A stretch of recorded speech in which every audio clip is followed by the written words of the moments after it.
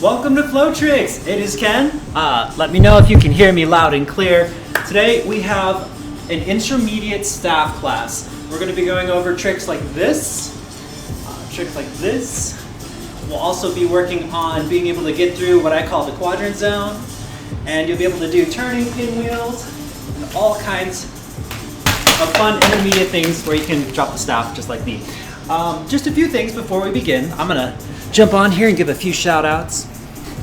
Let me turn off this music really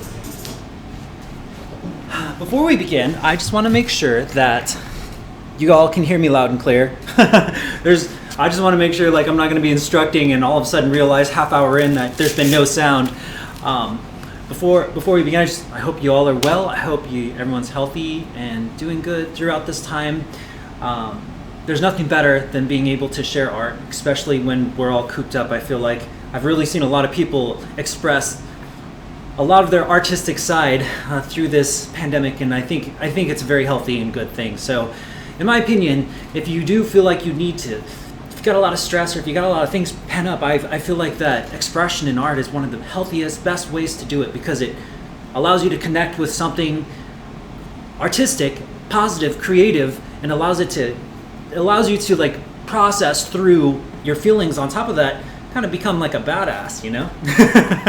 So again, I hope you all are doing well. Make sure that everything is going through okay. We're going to do some intermediate staff moves today. We're moving beyond the basics, so it's somewhere in between basics and intermediate. May even cover a few extra tricks. And then Sunday, 5 p.m. CST, we are going to be doing an open forum where I'll answer more questions. Now in this one, I'm probably going to do more talking and less looking, or more demonstrating and less looking at what people are typing, since I want to focus and get you all started. But before we begin, a lot of people ask me what kind of staff should I use? Right now in this pandemic, use a broomstick if you have to. Just unscrew it and use a broomstick, use a wooden dowel. It doesn't have to be big. The ones I use are 4 foot. You can use a 6 foot. Make sure you have enough space in your place, and make sure you're a safe distance away from this monitor or whatever television or phone you're looking at, so you don't your staff doesn't fly out and shatter anything. Generally speaking, we're not going to be going too fast. I'm not going to be working on the high speed stuff, but you can eventually gather this speed from the tricks that I'm about to show you, and you can go fast. So grab your staff. I'm going to move over here. We're going to go over a couple stretches first, and then we're going to begin our staff lesson. All right. Again, hold on one second here. You can't see me yet. I wanna make sure I can read what everyone's typing. So give me a second. I gotta get my dashboard up. If you do have any questions, again, this is a live stream, so this is the perfect time to ask me whatever you need to know. Just give me 1 second here. So if you ever get stuck on anything, this is the perfect time to ask what you want to know. So, hold on. I've got little dots around me. Before we begin, I just want to make sure that we are properly stretched out.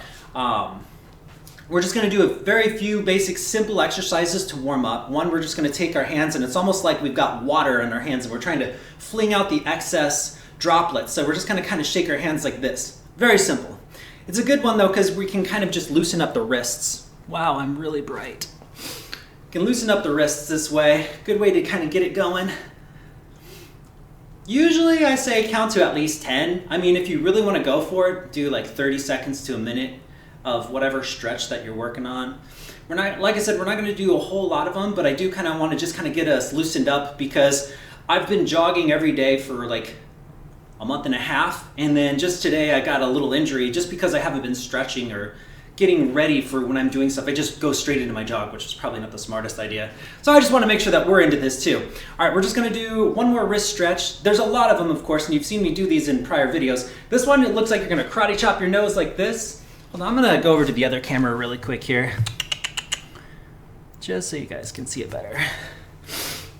Okay, this one looks like you're going to karate chop your nose like this, right? So basically karate chop the nose. You're going to grab, with your other hand, you're going to grab the meaty part of your thumb with your thumb pushing against the back. So basically you're grabbing the thumb with your hand, and then this part kind of acts as kind of like a pushing point across, right? So karate chop, grab, this thumb here pushes into the pinky finger like this. So it's almost like you're twisting, you're putting your hand, you're karate chopping, it's almost like you're twisting your hand towards the camera, like hello, like that, right? Just make sure that you never go too hard. You just want to feel a nice and easy stretch. You never want to hear anything snap, and you don't ever want to feel pain, okay? You're just giving it a nice stretch, just so we can kind of feel it. So as you're twisting here, you may not feel anything yet, so then what we're going to slowly do is we're going to slowly twist and push downwards towards our stomach. Again, you're going to do this very gently. This is not, you're not going to be aggressive with this. Trust me, because the best thing you can do if you get really good at this exercise is wave hello to people. Like, it's not worth destroying your wrist over. But this stretch is really nice, especially when you're doing a lot of high intensity spinning. I feel like this is a good one. And then to release from it, I usually like to lift it back up and unstretch it. Just kind of eases out of it instead of just letting go. So you're gonna grab the other one now. You're gonna karate chop at your nose, bam! You're gonna grab the meaty part of your thumb with your thumb over here kind of pushing across the pinky finger. We're gonna do the same thing. We're gonna twist and drop, but not too hard. Just remember, nice and gentle. You should kind of see the palm facing again towards the camera. You should be able to wave high, or even if you can't, I mean, it just depends on how flexible your wrists are. Even if you feel it nice and tight here, just wherever you do until you feel a nice stretch. Like that. We're gonna hold it for a second. This is kind of like a follow along. I'm gonna briefly review the questions today, but I'm gonna try to keep class moving along nice and smooth. And we're gonna kind of like do it like you have the staff. I'm assuming that you're gonna be training with me and practicing with me on this one. All right, we're gonna release and we're gonna lift up our hand. One more shake out, just kind of loosen it up. There's a lot more wrist stretches you can do, but I feel like this should be ample, especially when you're doing nunchucks, which are higher, which require a lot more wrist motion. You should definitely make sure that you have nice good wrists. All right, I'm gonna go over here really quick. Next thing we're going to do are going to be shoulder stretches. I want you to really see how this works though. So with shoulder stretches, all we're going to do basically is just, you've seen this before, where we're going to create two big circles, our arms are going to cross and go down. But what you may not see is the pattern that it creates. And I think this is really important to look at, because when you think about how arms move as we stretch, you can also see that these stretches are also movements that we can do when we're in flow. So when I have my staff, or when I have my chucks, whether I have one chuck or two chuck, I actually do this move in real life. And you'll notice the double nunchuckers will go the opposite way. So let's go the opposite way. A lot of people that do double chucks go the opposite way, except for they offset their hands. You've seen this one all the time, right? Well, right now we're just gonna kind of move, and we're gonna cross our arms, bring it up to the sky and out and down. This is a great stretch for the shoulders. What I wanted you to see is the patterns that your arms are making, because these patterns are definitely used in spinning.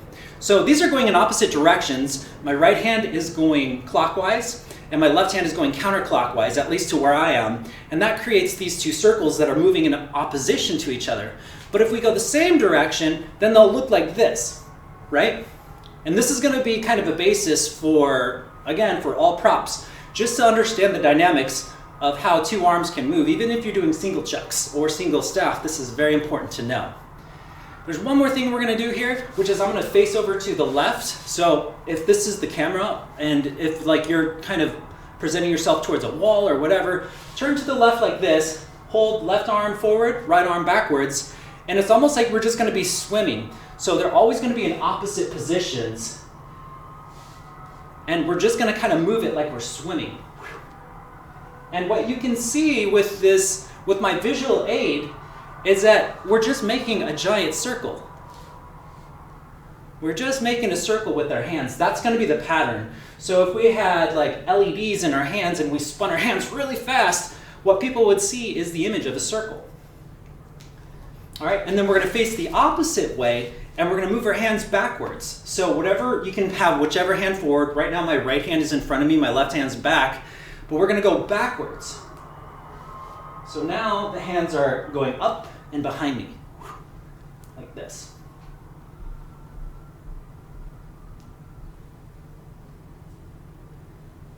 That should be a good stretch. Okay, I'm going to turn this off for a second. Well, actually, let me show you one more. We're not going to do this one, but I want you to understand this concept, because this can be used in staff and double staff. Hold on. Turn on. There we go.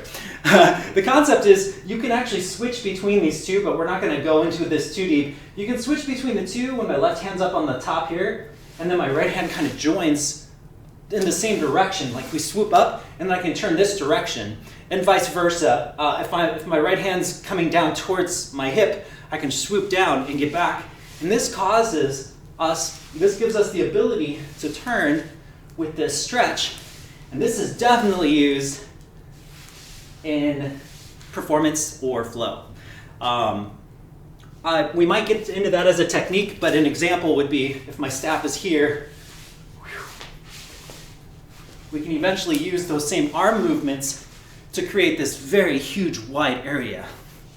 Okay, like I said, this is more of a staff intermediate class, or beyond the basics. The basics, what you should know, I'm gonna go ahead and turn off my visuals for a second here, just so I don't accidentally get dots in the way.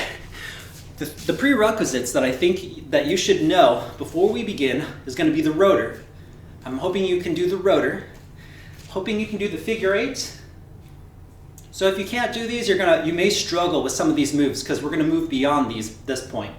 Also the pinwheel. The pinwheel is basically being able to spin the staff behind you in a full circle. This was all covered in the last live stream that we had with staff. And then lastly, you should be able to cover the reverse figure eight with your other hand. Now, if you watched the last live stream, you'll know that this creates a box where in front is the rotor, to the left is a figure eight, to the back is a pinwheel, and to the right is a reverse figure eight. And this allows us to be able to transition the staff in any part of our body just by doing those four motions because they all connect. So it's kind of like Legos. Those are the connection points. What we're doing today is we're going to add a little bit of variety. We're going to build off it. We might start working a little bit of throws and things of that nature. So to start with, I think I want to show you a really fun move that I took from a flag spinner. It's a flag spinning technique, but it comes off the rotor. And for this one, I am using, of course, I'm right-handed. So if you're left-handed, you're probably going to do everything opposite of what I'm about to tell you. So if I say clockwise, for you to be counterclockwise. So please keep in mind that if you are using the opposite hand, that everything is backwards. So what you're gonna do is, as soon as you pass it to your left hand like this, right? You're going to make sure that, first off, we have to make sure that we're not passing directly in the center. So if this is the center of my staff, as you do your rotor, some people do kind of try to pass it in the middle, but we're gonna kind of just skip a little bit of past this. So as we're doing our rotor, you see this is kind of the center line of the staff. I'm always kind of passing to the outside of this. This allows me to kind of keep the center in motion and kind of keep a very straight circle. And this will also help us with what we're doing. Now what we're gonna do with this particular motion is we're gonna grab on the same hand that's passing it. So what I mean to say is usually we're grabbing on the opposite end, right? Grabbing on the opposite end. But this time I'm gonna grab on the same hand, same place. So we're grabbing the opposite spot. The left hand is you usually would grab here, but we're actually grabbing it down where the other hand was. And as we release it, we're gonna do something a little bit different. We're gonna twist it up like this. So thumb should be facing up. The longer side should be pointed downwards right now. And we're gonna keep twisting until we have this, and I think they call this the cradle. But this is basically a cradle now. So it's almost like this inverse grip where we're holding the staff sideways like this. Boom. There's a lot of really cool options and variations that we can do with this. But first, see if you can get into what I would call the cradle. Again, to do this, we're doing the basic rotor pass, but this time, as soon as we're gonna grab it on the same side of the same hand, and then we're gonna let go, and we're gonna keep spinning it around in a circle until you can feel the staff, the back end of the staff where the pinky finger is, should be able to sit nicely within the fold of the arm or the bicep, and then you just kind of lift it up like this, and this is a cradle. You can stop here. There's a lot of motions you can do from this point, but I just want to see if you guys can do that. And then do it the opposite way as well. So if you're doing a rotor pass this way, it'll be kind of the same thing. You're grabbing, you're turning it all the way over until you get a nice cradle. So, cradle. What can you do with this? There's going to be 3 moves that we're going to do. I'll demonstrate them for you first so you can see it. The first one is going to be, like I said, kind of a flag spinner move. We're actually going to do like a turnout with it. So we're going to be able to spin it to take it back into a pinwheel. So this is a transition from rotor straight into a pinwheel by cradling it and spinning it behind us. The second one that we're going to work on is a hybrid of a contact move where we cradle it, but then we kind of pop it over our elbow and grab it with the same hand. So the second move we're going to do is a contact move. And then the third one, actually, we'll probably do this first because the third variation is actually the easiest, which is you're gonna spin it all the way up until your hand is absolutely stuck and your right hand's just gonna drop down and you're gonna catch it. So it's probably the easiest, so we'll probably work on that one first, actually. But before we begin, I'm gonna check and see if we have any questions first. So give me one moment. All right. Nothing. Just double checking. Give me one more second. Sorry, I know I probably should change. Okay, perfect. So let's go over how to do these moves. Cradle again. Everything comes from the cradle here. So we're doing our rotor passes. We grab on the same side when our hand is down, and then we give it an extra turn. Usually we would exchange hands, but we keep going until our hand is bent. The center of the staff is either here or kind of closer to the arm. Now the first one that we're gonna do is as you can see right now, the staff is kind of nestled within my arm. It makes it more stuck. So we're gonna kind of like loosen, we're gonna kind of lift it off so it's no longer connected to the bicep. So you can see it's just kind of, it's standing straight even though my arm is diagonal, it's cutting straight, and this is gonna allow us to do most of our techniques. Usually when you're actually doing a cradle move, it stops the motion from being able to do anything, but then you can add like other kinds of variations or turns. So what we're gonna do is we're gonna make sure now it no longer sits in the bicep, but more like on the upper end of the wrist. And then what we're gonna do is we're gonna just kind of keep twisting. That's the whole basis of this. So once you get to the cradle, don't stop it in the arm. Just keep twisting, and then until your arm is completely gets stuck. And then what you're gonna do is you're gonna kind of turn over to the side like this. So as I'm facing forward, I'm gonna turn over to the side to keep the spin straight, and I'm gonna lift up my elbow. Now, I can't really go too much farther from there. But this is really easy because then all you can do is you're just gonna kind of push your hand a little bit further away from your arm so it doesn't roll off the curve of your arm, and your other hand is just gonna be right underneath your arm, and then you just let go, and it'll drop. So here, if you do it fast enough, it'll just be like this seamless roll that happens right there. But if you do it nice and slow too, you can also do it slow, like stop and drop and twist. You don't necessarily have to twist your body, just as long as you know that you have to kind of tighten and twist. Like what I'm trying to say is you don't have to face sideways. You can still twist your body, but it does get a little bit tighter of a squeeze. So again, doing the rotors, we grab on the same side when the thumbs are pointed down. Twist, twist, twist. We're in the cradle. We're gonna keep going, right? We kind of get our arm to collapse inward like this, and then we lift up our elbow, and then we're stuck. There's nowhere else we can go but to drop it, like that. Now, obviously, there's only one place we can go from here, which is we can pull this one over into the reverse figure eight, into the right. Remember when I was talking about the box again, the rotor, the figure eight, the pinwheel, and the reverse figure eight, this one pulls us from this point to this point. So if we go here, we get it all the way up, and we grab it on the other end, we immediately can pull it over here to keep the rotation going. And then if we want, we can either go back to the rotor, or we can pull it back into the pinwheel. That was a lesson covered in the last staff video, so I'm hoping you guys already know that the box, basically. But those are your options from the cradle. So we're gonna do this one more time. Doing the rotor pass, grab it on the same side, let go, twist, twist, twist, twist. Here, lift it up. Oh no, nowhere else to go, drop it. Reverse figure eight, like that. All right, variation two. Variation two is going to be, well, we're gonna do the turnout. This is something I picked up off a flag spinning technique. It may have some variation just because I saw it and I tried to mimic it instead of try to get their exact way that they do it. So this might be my own take on it. But basically it's gonna be the same thing. We're gonna do our rotor pass, and then of course we're gonna grab it on the same side like we always do. So grab it on the same side of the hand, let go. We're gonna go up and we're gonna do the same thing. We're not gonna cradle it this time. We're gonna lift it up, and we're gonna lift up our elbow in the exact same way, except for this time I'm gonna turn over to this side. This time what we're gonna do is we're gonna imagine that this part is a paintbrush, and the elbow is actually leading the paintbrush on this one. What the elbow is gonna do is it's gonna move up and over in a half circle. So if you did not have the staff and you had a paintbrush on your elbow, it would lift up and over. What's gonna happen is my body is gonna twist. I have to face this way for this one. I'm facing this way, watch my elbow, my hand's gonna kind of follow my elbow just to kind of show you, it lifts up and then my body turns all the way to the other side, and then it drops down. What that's going to do is going to allow my hand to fall behind me into the pinwheel. So if we do the same thing here, we get to the cradle, we pull up, my hand's going to follow again just to kind of show you. The elbow leads, and that drives the staff to automatically move because it's locked in place by this really awkwardly weird looking grip. So it moves up, my body twists until we're all the way to the other side, and then it drops straight down. And you're just going to let your hand unwind and keep going down and unwinding until it becomes a pinwheel.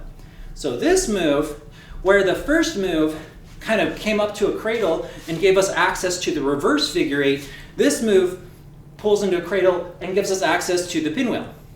So this one is a great way to turn it behind you. So we got here and here. I'm going to do it a couple more times so you can see it again. We're doing our rotor. Sound effects are definitely required. And then when your right hand is thumb pointing down, left hand grabs on the same side. We move it over to the cradle. Bam! We kind of turn to the right side and it lifts up. Elbow is now painting. Elbow is taking control, lifts up to the sky, and we start turning and then we drop it down. From here, we just kind of unfold our elbow. We stay in the same plane so that the staff is still unwinding until it goes all the way down, and then we pass it. That. One more time. Whoosh, whoosh. So, one more time, slowly. How about that, Ken? Okay. I'm gonna cradle it, lift up the elbow, swing the elbow up and over, and drop it down. And we're back into here.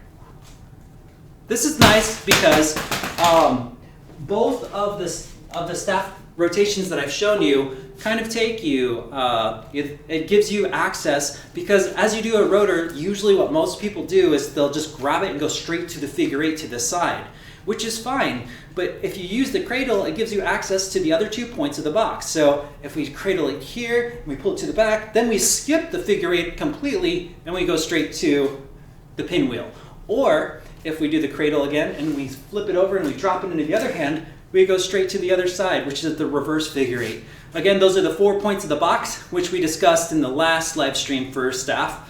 The prerequisites of this class, which is the rotor, figure eight, pinwheel, reverse figure eight. It's 4 moves. You learn those 4 moves, it's really boring, but learn those 4 moves and it gets really exciting after that because you have so many options after that, but we just have to build off of those basics. Now give me just a second here. I'm gonna go over to the front, keep practicing those 2 tricks. I wanna make sure that I don't have any questions. Real quick here, I wanna answer any questions. JRW Vlog says, what's your favorite weapon? And it really depends on the time of day. I mean, nunchucks are my home base, but I love the staff. I love serial. There's so many weapons. If I actually had a weapon, I mean, I have machetes by my bed. I like knife fighting. I think all of it's awesome. So I'll probably answer more questions on Sunday. I'm going to try to keep this over to staff class right now, just because I don't want to get, I don't want it to be a live, an open forum this time, just so we can keep class moving and give people some good stuff to work on. That's all. That's the only reason why I want to do that. But we are doing a live stream on Sunday at 5 p.m. I just want to make sure that I don't have any questions here. Give me just a second. All right. After the class is over, I will definitely read every response. But as long as it's not dealing with immediate questions, I'm going to keep moving so we can get it going. Someone asked, what is the difference between a figure eight and a 2-beat weave? I would say that the figure eight is pretty much a 2-beat weave. I would consider them to be the same. I think that the figure eight is what martial artists use, and then the 2-beat weave is what flow artists generally use. So since we're doing a little bit of both, we have this cross-pollination. Just like redondo, I think that's what they call it. There's so many different names, but then in flow arts it's called a 3-beat weave. So there's the martial arts version, then there's the flow arts version, and then there's also some of the stuff that I probably do that's somewhere neither of them, just because when I was doing this, a lot of the moves I made, I just kind of gave them a name because I didn't know what they were called. But you know what? The names don't matter. Throw the names out the window. The only reason why you need the names is to teach a class. Otherwise, you just have to understand the concept of how it works, the mechanics. That's what's most important to me. Okay, so we went ahead and went over the 2 different variations of the cradle, but we didn't go over the third one, which is probably the trickiest one. So we're going to go ahead and go over the third one, and this is kind of a, I would say, a quasi contact staff move, meaning that we're going to have to do a little bit of contact. It actually borrows a little bit from the conveyor belt. We're going to roll it across the elbow of the same hand, and it's going to basically, we're going to roll it and catch it off of the same arm. This hand does nothing. It's all in the left arm. So let me show you, let me break this down as to how this actually works. So as you're doing the pass, again from the same side, you're going to let go, and you're going to get to the cradle again, just like we did before. But this time what we're going to do is, I'm going to do this very slowly to show you, is as I lift up, usually we've been kind of turning to the side and rolling it over, but as I lift up, I'm actually going to turn my elbow out like this, and the staff is going to roll over the top of the elbow. I would not consider this would be more like intermediate. This is definitely not in the upper basics, but you're basically looking to shoot your elbow forward like this, and then left hand is going to cradle. So momentum is going to keep this thing going. Left hand is going to cradle, and it's going to catch the staff as it rolls past here. Gosh, this is really hard to describe. It's going to catch the staff as it pulls by. So basically what we're going to do, the look of this motion is here, and as it's rolling under, my hand goes underneath like this and rolls through and catches it like that, which is pretty crazy because we're rolling it up, pulling it out this way, and then the hand is going to kind of come underneath like this. Now, the way to tell when you need to push your hand out is going to be based on the hand that's this side where I'm gripping is going to roll underneath, and if we don't grab it here, it's just going to fall off. It's going to roll and fall off the bottom of our arm. So what we're using our hand to do is to catch it before it falls off the bottom of our arm. So if you think about the hand that's passing it here, and as it's rolling under, this hand is going to swoop under it, but it's going to kind of cross. It's going to be a cross like that. So the elbow's on the top and the hand's on the bottom. But since this thing keeps rotating, wow, this is really tricky. I wish I just had the force where I could show this to you. As it keeps rotating, the hand will open and grab it like that. I'm going to try to get really close just so you can see it in slow motion, because this is going to be one that is kind of be like one fell motion, and then as soon as this crosses the barrier of the 6 o'clock line, this hand sweeps out from underneath, and it kind of catches it underneath the pinky finger, and the staff will roll into the hand like that, and we're done. So, whoosh. Oops. Let's try that again.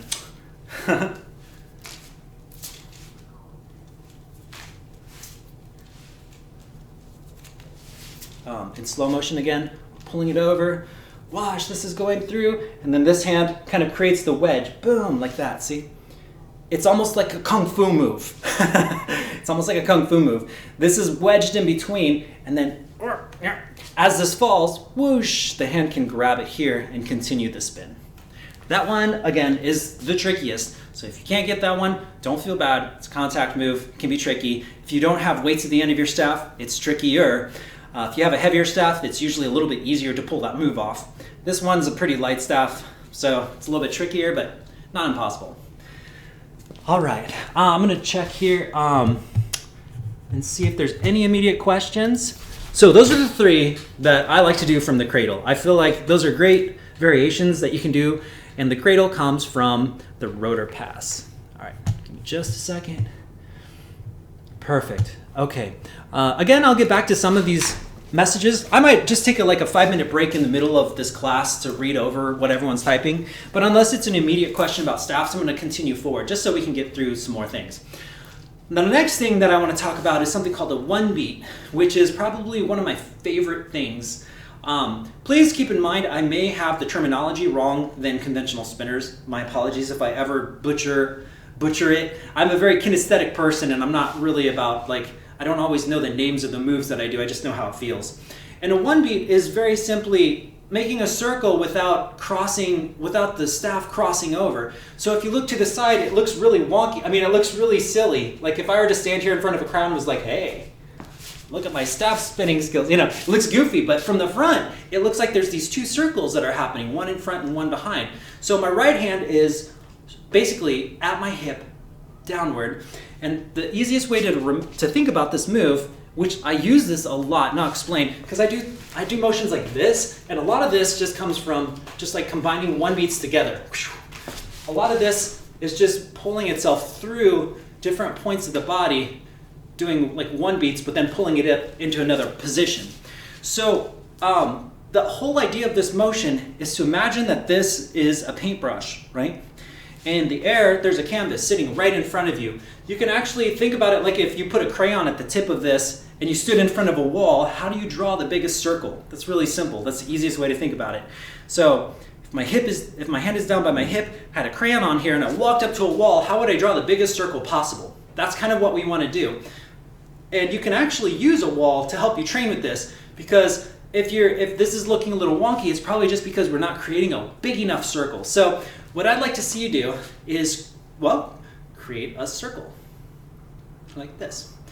And it's very much, if you feel that you're not getting enough, if you feel there's too much tension, release your fingers and try to be very loose, using your pinky finger as a guideline, but mostly keeping it in your thumb and your pointer finger. Pinky finger kind of pushes and gives it the back edge, while the two fingers in front just keep it rotating in a circle.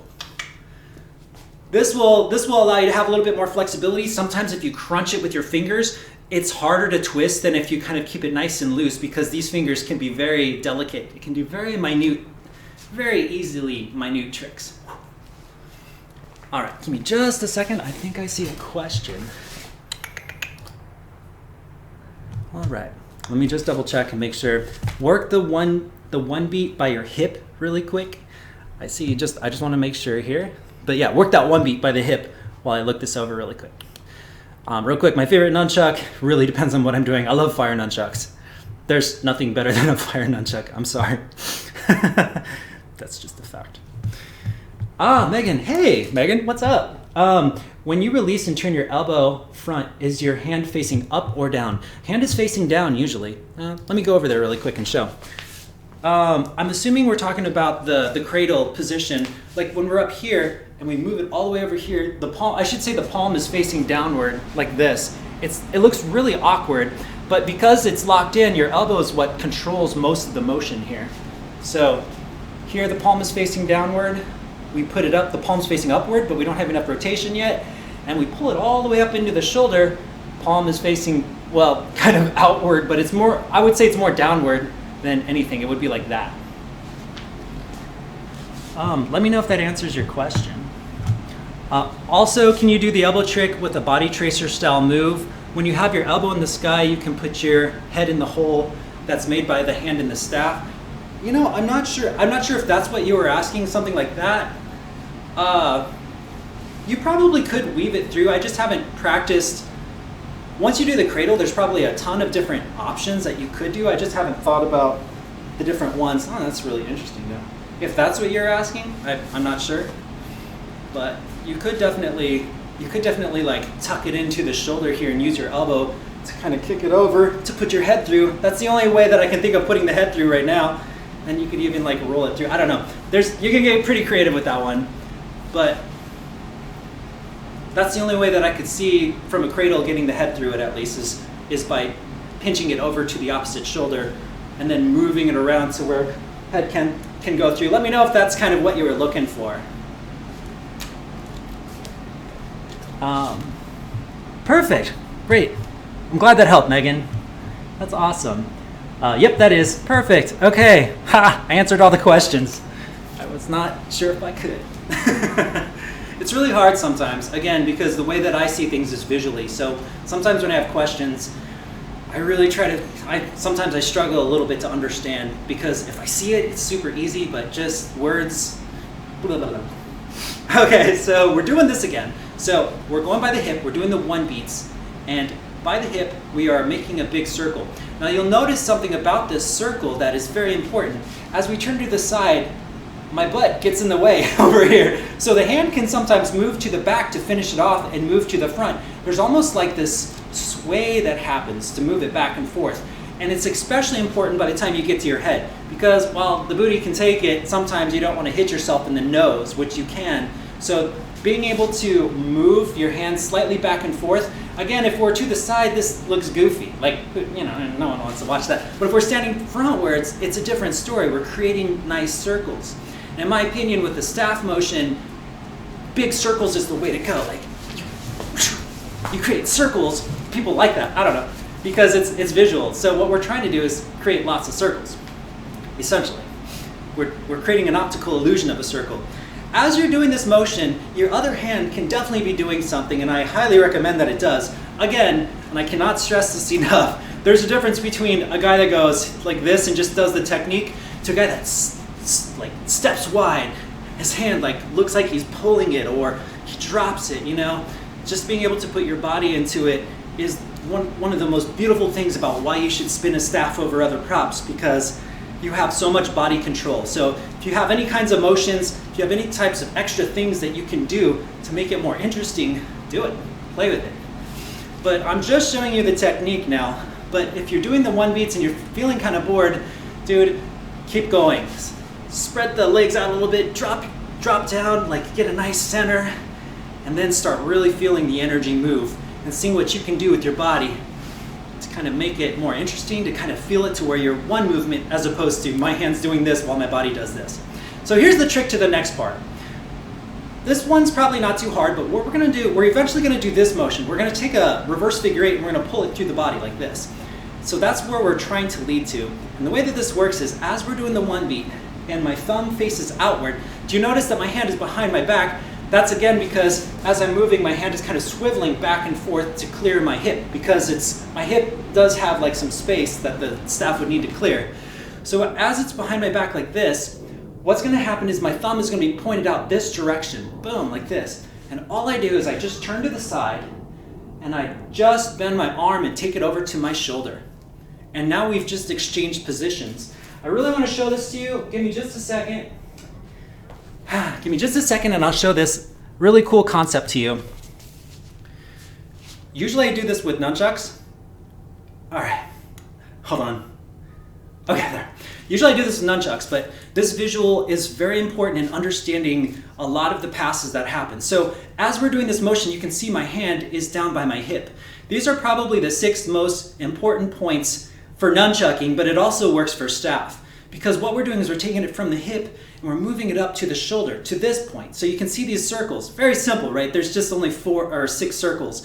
But understanding how these connect is going to be a huge factor in how you can start visualizing, because everything is just kind of like connecting the dots, where we can put our hand placements in any of these positions as we're doing one beats, and we can start creating these really sweet combos. So as you can see, right now I'm at the same side with the hip, and we can pull it all the way up into the same side with the shoulder.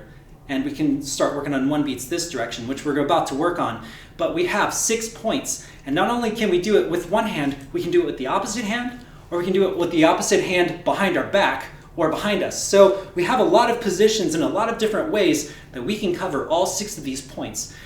When you first start thinking about these points, though, the number one thing that you want to probably think about is what's the easiest. But keep in mind that you can have this grip, you can be in reverse grip, you can have the other hand, you can be behind your back, and you can be behind your back with a reverse grip, which is, yeah, insane. So there's a lot of variations that you can do. So when I'm showing you these techniques, understand the whole method. The whole idea of this is that you're just basically going through these 6 points with different grips, and you can create different patterns with it. Go back to the main camera. Okay, so back to that here. Sorry, I know I just fed you a bunch of stuff just to get you to do this move, but when you understand the whole thing, it's just like everything makes sense.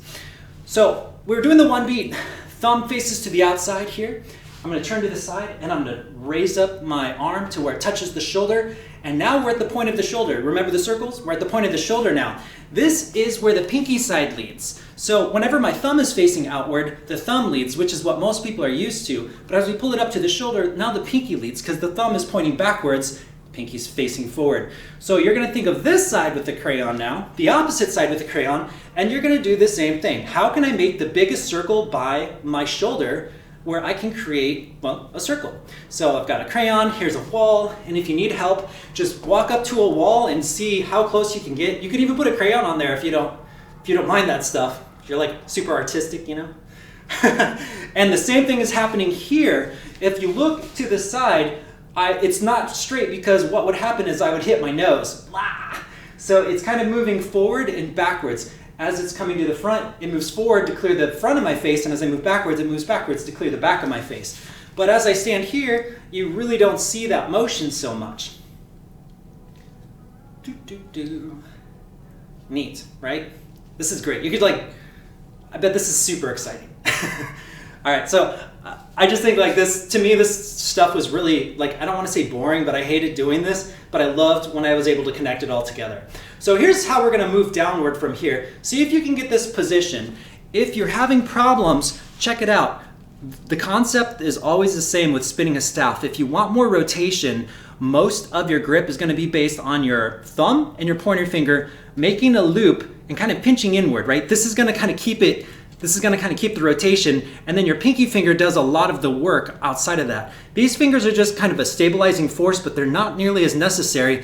And if your middle finger and your ring finger are too tight, it can even get in the way of you being able to do some of the harder moves where you need a lot of rotation. So whenever you're in doubt, or if you don't feel like you have enough flexibility, loosen up these two fingers, make sure this is locked in, and then use this as the control mechanism. So I'm pinching it really tight with my thumb and my pointer finger, and then my pinky finger is just kind of pushing it down to kind of keep a nice and neat circle, so to speak. And when it's pointed towards my face, do you remember how when I was down here, when it's pointed outwards towards my body, we lifted it up? When it's pointed towards my face, so when it's on the opposite side, we're gonna do the exact same thing, except for the other way. I'm just gonna tilt a little bit over to the same direction as the staff, and I'm gonna pull it down to my hip, and then we're gonna go back. And we're gonna do the rotation, and as soon as it goes outward, we're gonna lift it up. Now that'll put it behind our back here, and then as we're doing this, and as soon as it comes in front of our face, again, it's going to be in front of us. We're going to drop it down. So you'll notice back goes up, front goes down. And if you're able to get this motion back and forth in one motion, one fell swoop, what you'll have is, basically we're carrying it through the shoulder, the point of the hip to the point of the shoulder.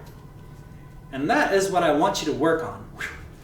So if we're doing a reverse figure eight, just keep working. I'm just showing you a concept. If we're doing a reverse figure eight, we can pull it into our hip and take that reverse figure eight concept straight inside and back out. Whoosh, we're out, we're in. We're in, we're out. We're out, and it's as simple as soon as this comes up towards, as soon as this is facing up, we just pull it into the shoulder and we're back to this motion. So to get to this though, make sure that we practice the one beat by the hip. When it goes to the outside, pull it up, and then we do a one beat by the shoulder. And when it's over to the other side, pull it down, and it's one beat by the hip. Boom. And then we do it all at once. Half circle, down. Half circle, up. Half circle, down. Half circle, up. You want to think of it like that. Even if you have to be a little bit robotic, that will be an easy way for you to figure out how this move works. So practice that. I'm going to give you 2 minutes because, everyone can get this move in 2 minutes, right? I'm notorious for just grabbing all the techniques and throwing it in a shotgun and just blasting everyone with it. So let me know if I am going too fast or if you want to work on it. Keep in mind though, this is a video too, so you can always, when it's done playing, you can always rewind it to get these ideas. Give me just a second here. I want to make sure there's no immediate questions here. Also about the elbow drop trick, you can do horizontal stall, changing the rotation instead of dropping it. Absolutely, yeah. No, doing the cradle and pulling it up, there's a lot of really crazy options, and it's just such an awkward grip too. I don't know.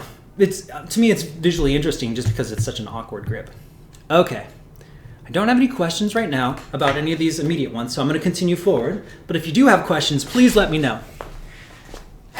I don't want to make this class all about the one beats, but I do want to get you to the 4 points. Hip, shoulder, shoulder, hip. So by the end, we should be able to do this motion, which I would consider to be, it's almost like a forward pinwheel, which is like the pinwheel looks like this, where we're making circles behind the body. This one, we're making circles in front of the body. And you're halfway there. Basically, we've gone from here to here and back down, right? Now we need to be able to do it with our left hand. So it's going to be the same thing, except for keep in mind the rotation that you're doing. So, because we want to make this into a combo. So if my right hand is going counterclockwise, you're going to grab it with your left hand, and it needs to go counterclockwise as well. Don't make it go clockwise, or you'll have to redo this in order to be able to turn this into a combo. So from here, make sure it's going counterclockwise and do the same thing. Start training your left hand. Now this is probably your opposite hand, so this is going to take a little bit more work. So really just kind of grind it down and see if you can get this motion to work. Again, it's going to be like you have a crayon at the end of this staff and you're trying to make the biggest circle you possibly can against this invisible wall that's in front of you. If you got this already, which you may be able to, if you understood the concept of this one, you might be able to get it. We're going to do the exact same thing as over here, except for we're just going to do it to the left hand. So instead of my right hand being to the outside and lifting it up, obviously this is going to be to the inside and lifting it up. But both of the times, the staff, my thumb is going to be facing to the right. So if I'm here, see how my thumb faces to the right? It's going to be the same thing here too. If I'm moving here, the moment my thumb faces to the right, which is on the inside, I'm going to turn over to this side and I'm going to lift it over to my shoulder. And then we get to practice probably the weak hand moving in a direction that we've rarely ever done, if ever. And we're going to try to keep a nice circle this way too. Again, the pinky finger leads. If you have to remind yourself, put most of your tension between your thumb and your pointer finger, and then your pinky kind of guides it. Your pinky will kind of be the control, where these are more loose. They're they're just a minor stabilizing force, but most of it comes between your pinky finger, your thumb, and your pointer finger. And we're pushing it forward in front of the face so we don't uppercut our chin or whack ourselves in the nose, and then we're pulling it back so we don't whack ourselves in the back of the head. So if I'm standing to the side, it will look like this. Gosh, guys, I know. To me, again, this stuff was not interested in, but the moment I was able to connect it, I loved it. But teaching it and talking about it, just something else. So once we get our pinky finger side pointing to the outside of our body, then we're going to drop it down. So we're going to drop our hand down to where our thumb faces the same direction out here, and we're back to our hip. And practice that, and what you should be able to do, if we make it all one motion, is we do half moon to the outside, to the inside, turn, pull it up, half moon to the outside, pull, and half moon to the inside, pull, half moon to the outside, pull, half moon to the inside. When I say half moon, obviously I'm talking about a half circle. This half circle up here that goes from right to left, and we drop it, and then it goes from left to right. And in one motion, once you get that down, you should be able to pull it across the hip like this. See how my body's not turning with it, otherwise I'd be like this. Which is pretty Star Wars kidsy. But in order to understand this motion first, you do want to use the body to move with it, because it'll help you to understand what needs to, like how you can get that connection. Eventually your body won't turn nearly as much. It won't need to turn as much. But we always start wide, and then as you get better, you make it smaller and smaller till everything's really nice and subtle. So here to here. So keep practicing that. I'm going to give another break because I think we're going to connect those two together, but I want to make sure you guys can practice this at least enough to kind of get it. So again, with the right hand, we should be able to go here to here, shoulder to hip, shoulder to hip. And again, it's going to be as soon as thumb faces to the right, outside up, inside down, outside up, inside down. And if we do it all in one fell swoop, it'll just kind of look like this really nice circle that's coming across. Then we're going to trade off to the other hand. What's interesting about this move is you can even just pull it straight in front of you and go straight into rotors from here. So this move here goes straight into a rotor. As soon as it clears the shoulder and it moves to the front, you can just bring your hand out to the center and it becomes a rotor.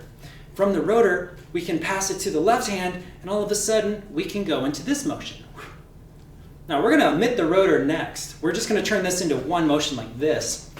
But in order to do that, you need to be comfortable with this combo and this combo. Or vice versa. This combo and this combo. Either way, whichever direction you're going, just make sure both hands are spinning the same direction. I'm going to go check and see if there's any questions. I can't believe it's already 5:50. I have 1, 2, 3, 4, 5, 6, 7, 8, 9, 10. I had 11 things on the agenda, and we're on the third thing. I think we might need another live stream. That's pretty funny. Practice that combo though. I don't see there's any questions, which is nice. Perfect. All right. I'll go back to the main camera. Connecting these together is really, really fun.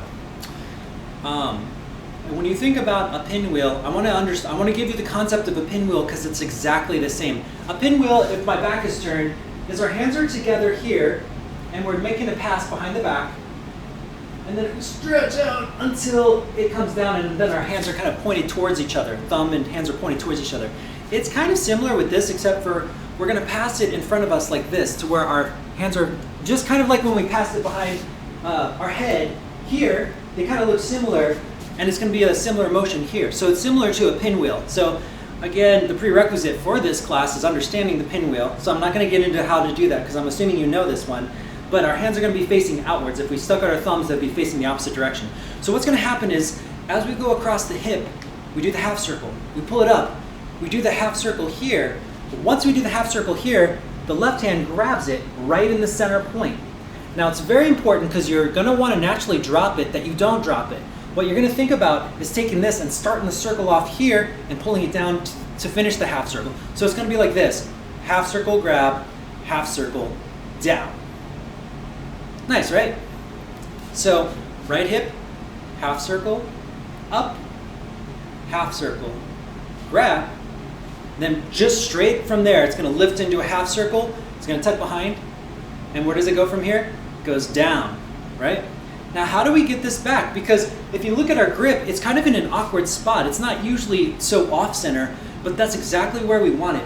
When we do the half circle down like we always do, so you notice we're always doing the half circle with every hand regardless of what it's doing.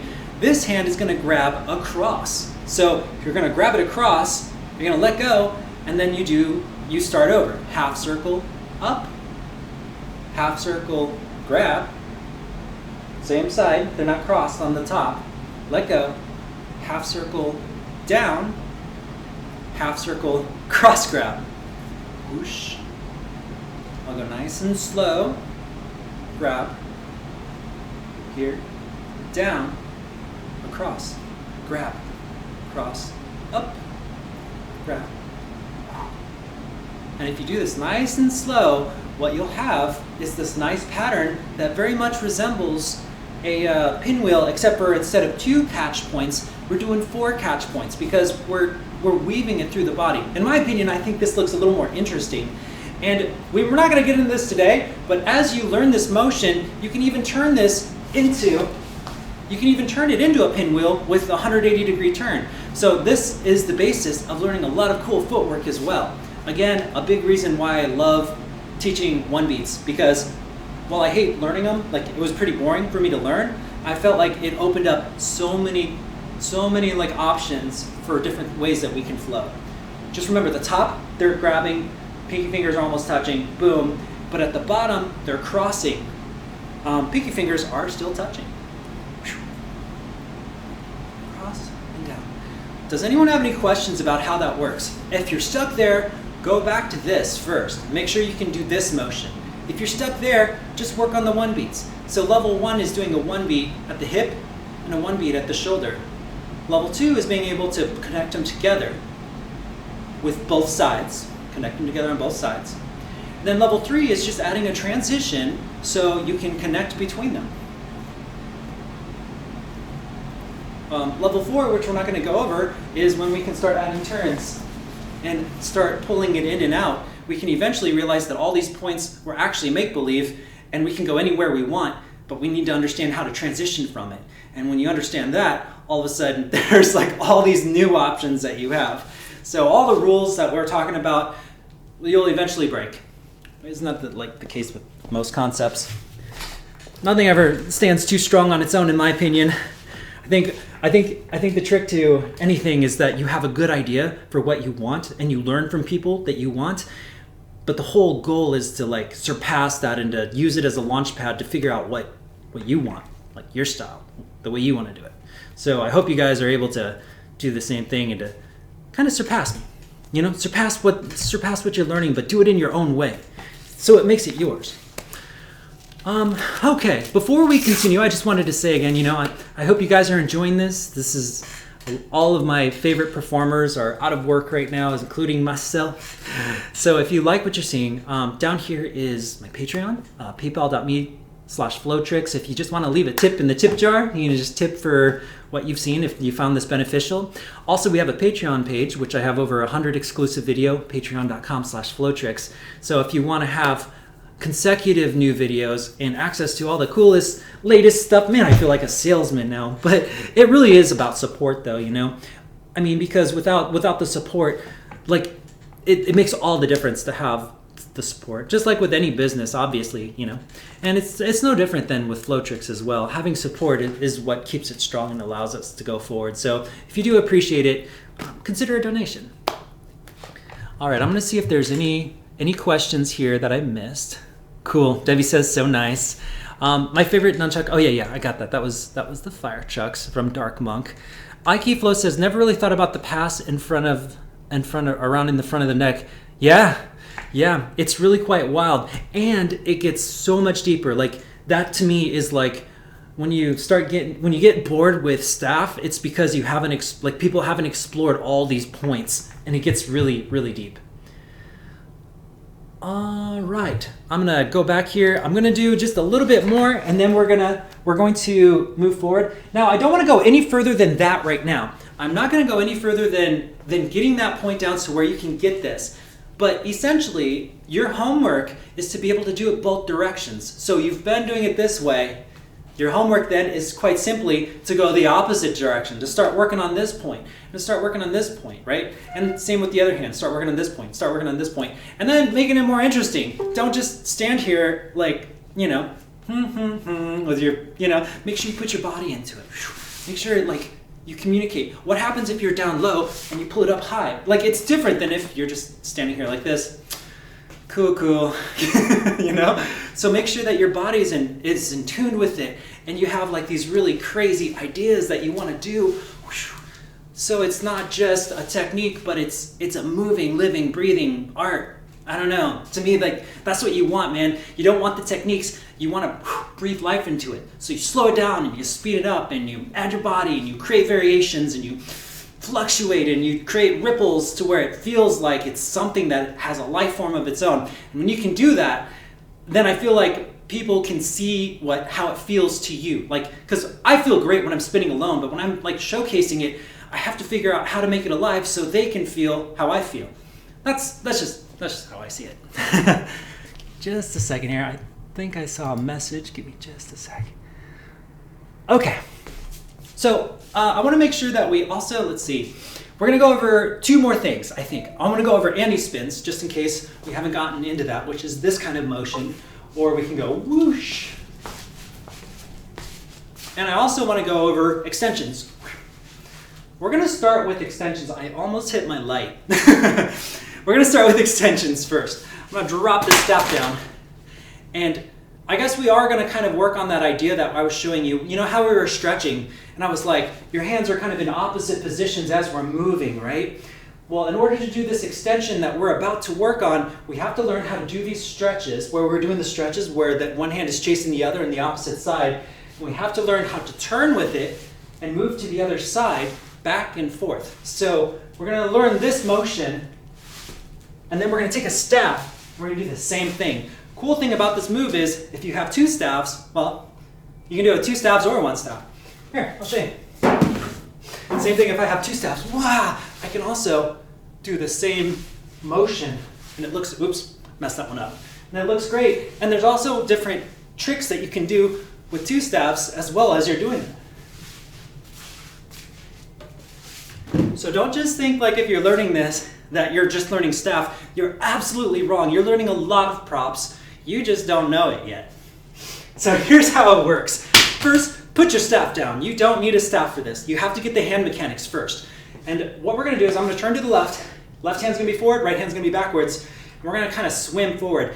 Now it's the same concept. We're making as big a circle as possible. I turned on the visualizer so you already saw, like we're making as big a circle as possible. Left hand is always staying behind the body. Right hand is always staying in front of the body. So we're not crossing over yet. So as this is at 12, the other's at 6, and vice versa. And if you really do it, you're gonna find that your chest is gonna have to turn in and out depending on where it is to really get a nice circle. So here my chest is facing towards the wall. Here it's facing forward.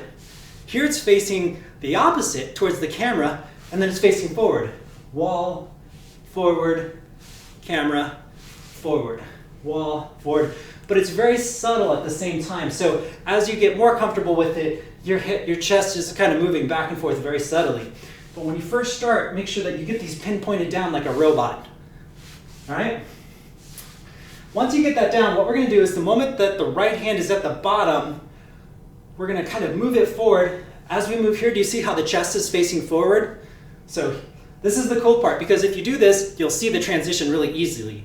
Again, forward, wall, forward, camera. The moment we're in the camera, you're going to shift your body here. So we're already standing here, so you can see we're halfway transitioned into the other side. This is the point where if we're on the other side, if we just turn this direction, we can lift it up, and you can see that we're now facing the opposite direction. Now we have to sweep backwards instead of forwards. So we're going to go, here I'm going to wall, wall, forward. Forward would be this way now. Camera, forward. Wall, forward. Camera, forward. The trick is, every time I say camera, that's when you move to the other way. So I'll give it a few examples. Again, chest is facing towards the wall, chest is facing forward, chest is facing camera, forward. Wall, forward, camera. Now we're going to change to this forward. Forward's going to be here now. Forward. Wall, forward, camera, forward. Well, backwards, I guess. But you understand, I'm switching where forward is, and I'm still doing the same idea. If I go this direction, my arms are going to be swinging in a forward motion, but as I turn this way, it has to be swinging in a backwards motion. It may sound kind of confusing, but the easiest way to think about it is what feels natural, because you'll fight your own momentum if you try to swing it the other way. So I'm going to do it a couple more times and just kind of follow along if you don't have it. Again, hands are always opposite. Here's forward, wall, forward, camera. Forward, wall, forward, camera. We're going to turn now. Forward, wall, forward, camera. Forward, wall, forward, camera. And what eventually happens is it becomes one motion. So it'll be forward, wall, forward, camera, forward, wall, forward, camera. And eventually it just becomes this long swinging motion, and you don't even think of it. It'll just happen.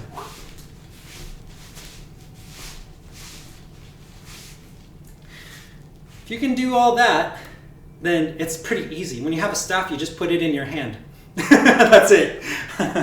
Which is why we're practicing without the staff. Once the staff is in your hand, the only thing that you have to think is it's always going to be perpendicular of the spin. So if I'm here, oh, I got something in my eye. Oh no! If it's here, it's always perpendicular. So wall, camera will be kind of upwards, forward, wall, forward. Do you see how it's always moving in a very straight line?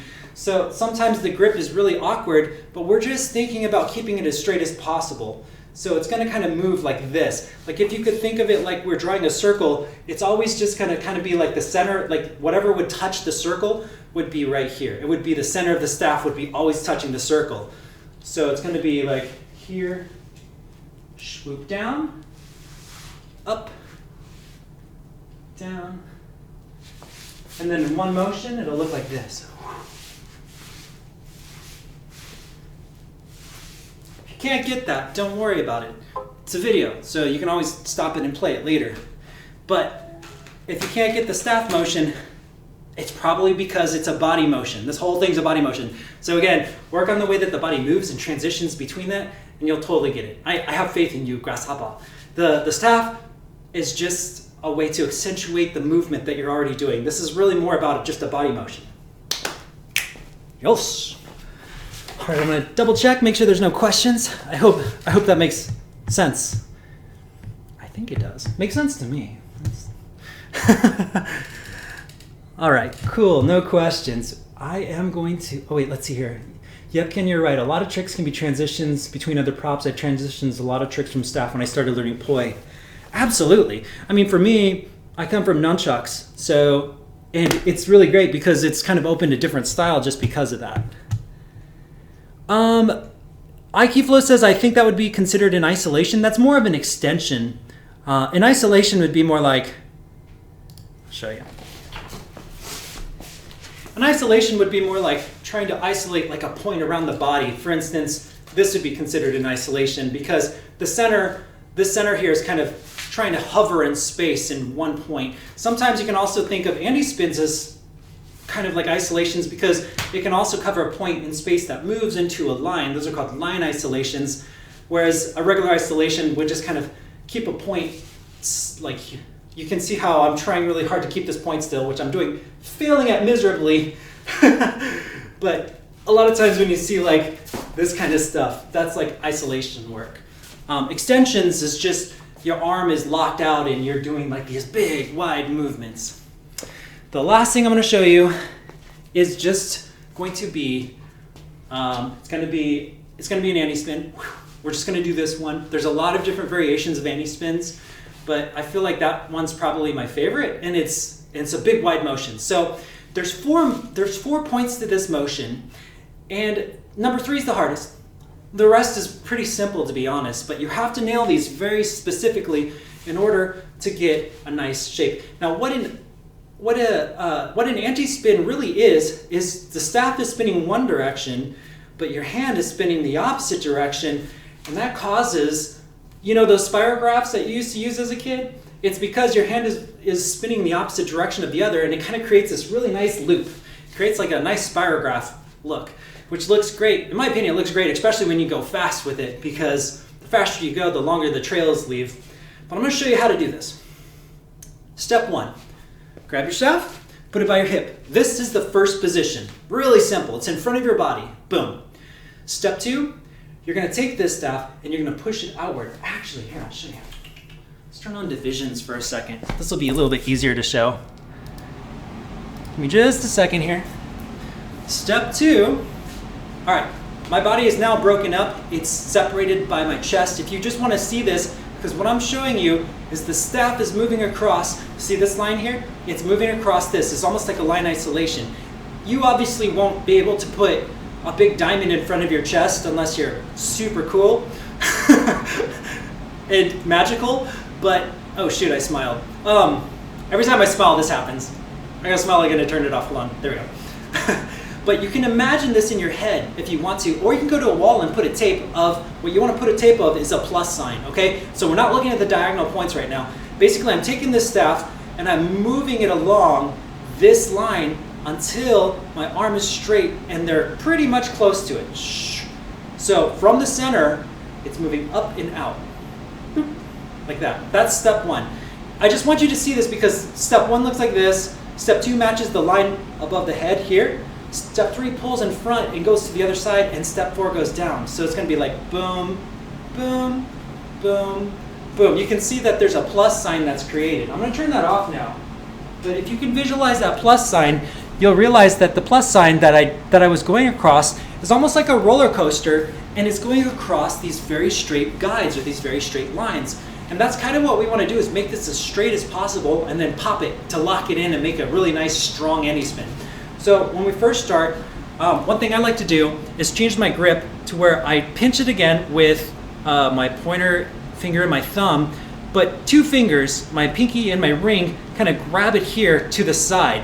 And that's going to create the sideways control. It'll give me the control in order to pop it sideways. So what I'm going to do is from the chest, we're just going to push it, and I'm using my hand, and it's, as I'm lifting it, it's slowly turning to create this motion. We're turning it out to here, like this. So step 1, the first position is here, super easy. The second one is also here, fairly easy. It's going to kind of go across the line of your arm. 1, 2. This is the hardest one. 3 is the hardest. If you can do number 3 though, the rest is cake. So 1, slide it across. Make sure if you're looking at this, the bottom, this yellow one right now, should be going up in a straight line. So as you look at this, notice how that rises up to the top and back down. So this is going up and down, and this is going from left to right. So left to right, this is going down to up. That's the concept that you have to use to get this point to work. So this shoots out, the other one replaces where it was. This replaces where the red was. Whoosh, whoosh. Now, you're going to take your fingers, this is going to help us, if you open your fingers and make sure that these 2 fingers are popped up here, this will help you give the pop that you need to get this behind the back of your head. You can also use your left hand to help yourself out too.